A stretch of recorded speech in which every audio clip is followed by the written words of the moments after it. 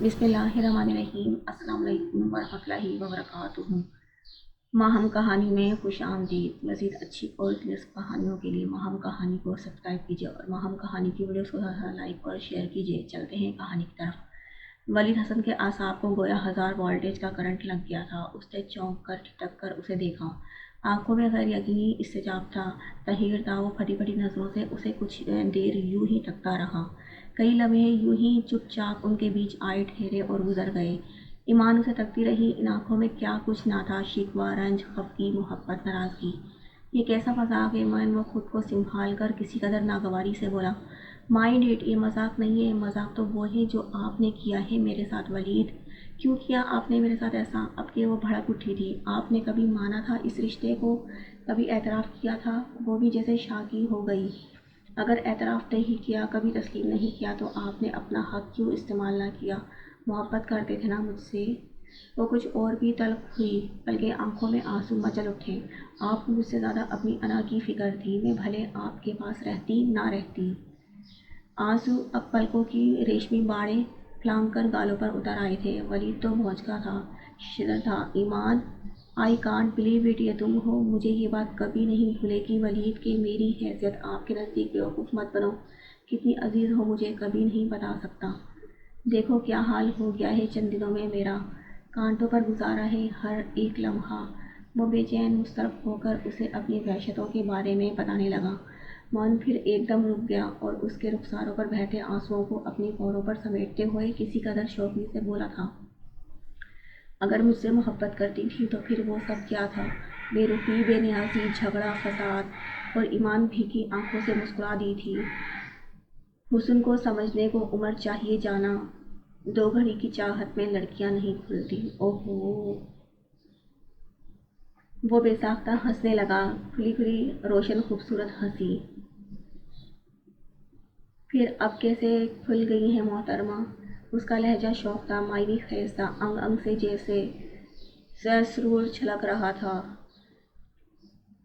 कुतर की जाल पे सयाद की रजा के बगैर तमाम उम्र ना उड़ती असीर ऐसी थी। बस एक निगाह मुझे देखता चला जाता। इस आदमी की मोहब्बत फ़कीर ऐसी थी। उसने फिर शायरी की ज़बान में अपने एहसासात बयान किए और यूं ही मुस्कुराते हुए बोली, इसके अलावा एक और मसला भी तो था। कैसा मसला? वलीद चौंका। तेरे सिवा भी कई रंग खुश नज़र थे, मगर जो तुझको देख चुका हो वो और क्या देखे। यार, इतना खूबसूरत इजहार मगर इतने फासले से बैठकर अच्छा नहीं लग रहा। कुछ यहाँ आओ ना। नहीं, ठहरो, मैं आता हूँ। वो एकदम से शौक हो गया था। ईमान बुरी तरह से बौखला गई। तमीज़ से खबरदार, जो तहज़ीब से मावरा हरकत की। उसे एकदम ही अपनी पोजीशन का ख्याल आया था। उसकी शौक निगाहों के जुनून खेजी से घबरा कर वो बेसाख्ता चुप हुई। जिस्म जान में पुरहिद्दत सी सनसनी फैलती चली गई। बहुत गलत मौके पे ये सारे इंकशाफ हुए हैं। काश इस पल तुम पर मुकम्मल इख्तियार हासिल होता मुझे। धीमा धीमा सरगोशी करता हुआ लहजा, नज़रों की शौक तपिश उसे अपने रुखसार दहकते हुए महसूस हुए। उठे, चलते फिरते नजर आए। उठे, शाबाश। वो उसकी नज़रों की ताब ना लाते हुए घबरा कर बोली। वो हंसने लगा। बैंडेज नहीं कराओगी क्या? जी नहीं। वो दूसरे लम्हों में मुझे आप पे इख्तियार नहीं है। दूसरे लफ्ज़ों में मुझे आप पर एतवार नहीं है। उसके लहजे में शरारत का अक्स था। वो चीख पड़ा।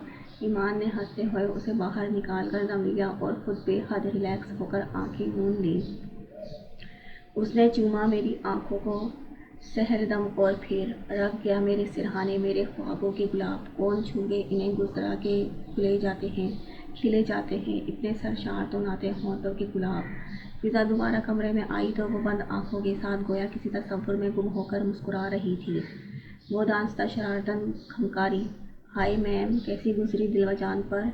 ईमान ने आंखें खुली और मुस्कुरा दी। वो खूबसूरत तो है ही, मगर जब मोहब्बत से देखता है तो और भी दिल को भाता है। उसकी हसीन आंखों में फतह कर लेने का खुमार था। फिजा खुशगवारियत में घिरती मुस्कुरा दी। इन्हें पता है कि मोहतरमा शायरा हो गई हैं। इश्क में सारा इजहार शायरी की ज़बान में किया है। वो सोच कर हंस दी। آپ کے مہمان آ گئے ہیں، نیچے تشریف لے کر آئیں گی یا انہیں اوپر لایا جائے؟ کیا ہے فضا ڈارلنگ، میرا موڈ خراب مت کرو، وہ بھی آج کے دن۔ اس نے منہ بسور لیا تو فضا نے جھک کر اس کا گال چوم لیا تھا۔ میں تو تمہاری دائمی خوشیوں کے لیے دعاگو ہوں اپنے رب سے، مگر سویٹی بھلے انہیں انکار کر دیا جائے گا، مگر کچھ نہیں، تم انہیں ٹال دو کسی بھی طریقے سے، میں ملنا نہیں چاہتی۔ وہ بیزار ہونے لگی۔ فضا سوچ میں پڑ گئی۔ یار ویسے ایک بات ہے، اگر ولید حسن سے ہٹ کر سوچا جائے تو بندہ یہ بھی گڈ لکنگ ہے۔ ولید حسن سے ہٹ کر سوچا ہی کیوں جائے بھلا؟ اس نے نفرت سے کہا اور فضا کھلکھلا اٹھی۔ گڈ، یہی تو سننے کی خواہش تھی مجھے، ویری نائس۔ وہ اس کے گال چومتی چھوتی وش کرنے کے بعد چلی گئی۔ جس پل وہ نیچے آئی مہمان چائے پی چکے تھے۔ ایمان نہیں آئی ابھی تک، ہم اس سے ملنے آئے ہیں۔ ہارون پروانی کی والدہ، جو بے حد سوبر سی خاتون تھی، ماما سے مخاطب ہوئی تھی۔ اس سے قبل کہ ماما کچھ کہتی، فضا نے معاملہ سنبھالا تھا۔ ایکچولی آنٹی ایمی کا پاؤں۔ ہاں بیٹا میں جانتی ہوں، ابھی پلاسٹر ہے اس کے پیر پہ، آپ ہمیں لے چلو نا بچی کے پاس۔ ان کے کہنے پہ فضا کو سمجھ نہیں آ سکی بزرگ خاتون کو کیسے صاف انکار کرے۔ اس نے کچھ بے چین سی ہو کر دیکھا تو ولید اس کی سمت بچا تھا۔ آنکھ کے اشارے سے گویا انہیں ایمان کے پاس لے جانے کا عندیہ دیا۔ جی بہتر، آئیے پلیز۔ فضا اٹھ کھڑی ہوئی، ساتھ میں آنٹی سے بھی پہلے ان کا چھوٹا بیٹا اٹھا تھا، جسے وہ موسیٰ کہہ کر مخاطب کر رہی تھی۔ میں تو ضرور چلوں گا ایمان صاحبہ سے ملنے کے لیے۔ وہ 20-22 سال کا نوخیز مگر خوبرو سا لڑکا تھا۔ پاپا اس کی بات پر مسکرا دیے، یہ گویا اجازت دی گئی تھی۔ فضا نے کاندھے اچکا دیے اور دونوں کے ہمراہ جب وہ ایمان کے کمرے میں آئی تو وہ دیواروں کی طرف منہ کیے لیٹی ہوئی تھی۔ ایمی، آنٹی تمہیں ملنے آئی ہیں۔ فضا نے دھانکتا اسے پکارا۔ وہ ایک دم سیدھی ہوئی تھی اور کسی قدر خفگی سے اسے دیکھا۔ ماشاء اللہ، چشمے بددور، بہت پیاری بچی ہے، خدا نصیب اچھا کرے، ہمیشہ خوش رکھے۔ آنٹی صاحبہ تو گویا ایمان کو دیکھتے ہی فریفتہ ہو گئی، البتہ وہ چمکدار آنکھوں والا لمبا لڑکا بس مسکراتی نظروں سے اسے تکتا رہا تھا۔ اس کی آنکھوں میں بھی واضح ستائش تھی۔ پڑھتی ہو بیٹا؟ آنٹی اس کے پلنگ پہ ہی بیٹھ گئی تھی۔ فضا نے کرسی اٹھا کر بیڈ کے نزدیک رکھ دی۔ بیٹھیے موسیٰ آپ بھی۔ وہ بھی اطمینان سے بیٹھ گیا تھا۔ جی BSc کر رہی ہوں۔ کچھ دیر مزید ادھر ادھر کی باتیں کرتے رہنے کے بعد وہ جانے کو اٹھ کھڑی ہوئی تھی۔ اوکے بیٹا، خدا نے چاہا تو دوبارہ ملاقات ہوگی، اب اجازت۔ ایمان محض مسکرا دی اور ان کے جانے کے بعد طویل سانس بھر کے پھر سے نیم دراز ہو گئی۔ خاتون واپس بیٹھک میں آئیں تو لبوں پہ ایک مستقل مسکان تھی۔ موسیٰ نے سب نگاہ بچا کر وکٹری کا نشان بنا کر ہارون کو دکھایا۔ وہ خوش دلی سے مسکرایا۔ بھائی صاحب، ہم ایک خاص مقصد کے تحت آئے تھے۔ بچی کی عیادت کے ساتھ ساتھ ہمیں اپنے ہارون بیٹے کے لیے ایمان بیٹی کا ہاتھ مانگنا ہے۔ ہمارا بچہ آپ کے سامنے ہے، اس کے علاوہ آپ جس قسم کی چاہیں تسلی کرا لیں، ہم انتظار کر لیں گے، مگر بات اصل یہ ہے کہ ہمیں بس ہاں سننی ہے۔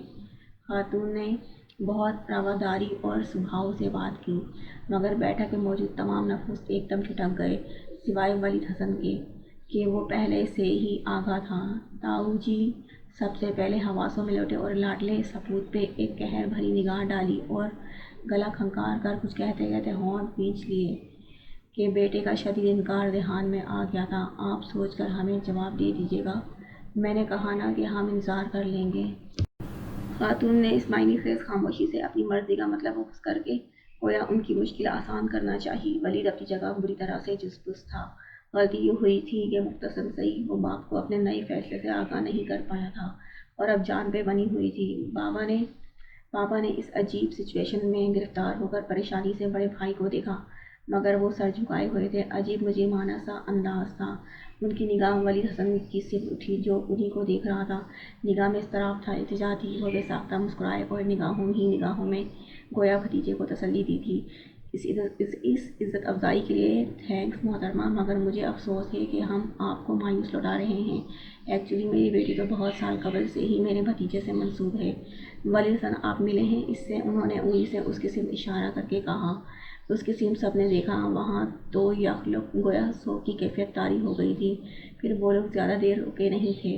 مجھے ایک بار پھر افسوس ہے، پلیز آپ مائنڈ مت کیجیے گا، پاپا نے انہیں رخصت کرتے ہوئے کہا تھا، اور ہارون کاتوانی ان کا ہاتھ تھپک کر بہت ضبط سے مسکرایا تھا۔